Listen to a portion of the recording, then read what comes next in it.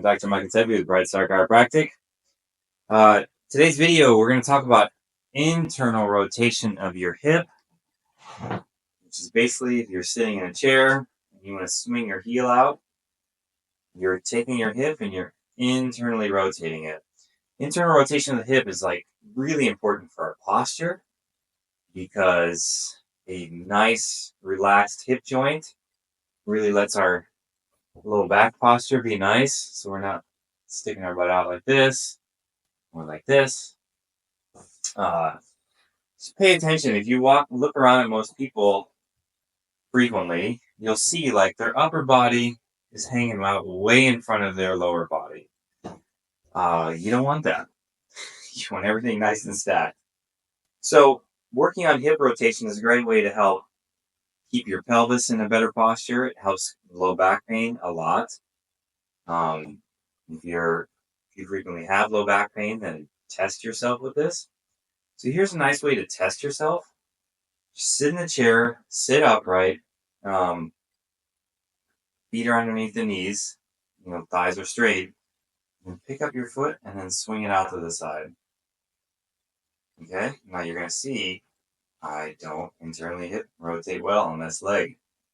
So this is something we want to work on. So a cool thing I saw this guy do, and it's kind of this idea of like a mortar and pestle. You're trying to stretch out this is the back of the hip joint. You're trying to stretch out the capsule of the joint. So you kind of swing around in circles there. And again, as you're doing that, I don't want to see your low back. See how my low back doesn't change? It's not doing this. There it is.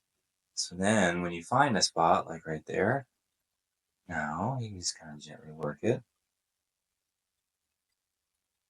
You can kind of keep circling into that spot, because for me, the left side was tighter. For you, it could be your right. Find it, there you go. Now, after you've done 5, 10, or just both,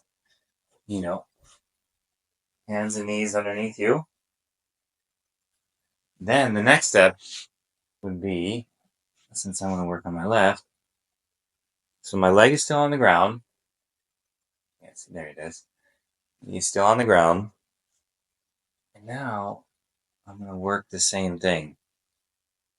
Now, since there's much more weight going into the hip joint,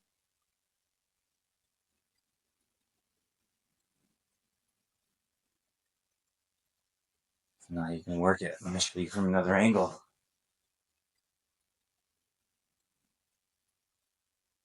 Okay, so then do both sides, obviously. But since if you find an imbalance like I just did, then do spend more time on the side that's tighter. So then you can do just the one leg up. That's a great way to dig into it a little bit more. And then the next step is now I'm doing the same thing. See, kicking the foot out, just like I was when I was sitting in the chair. Keep that leg up. And now I'm going to stretch the hip out even more. This feels really good.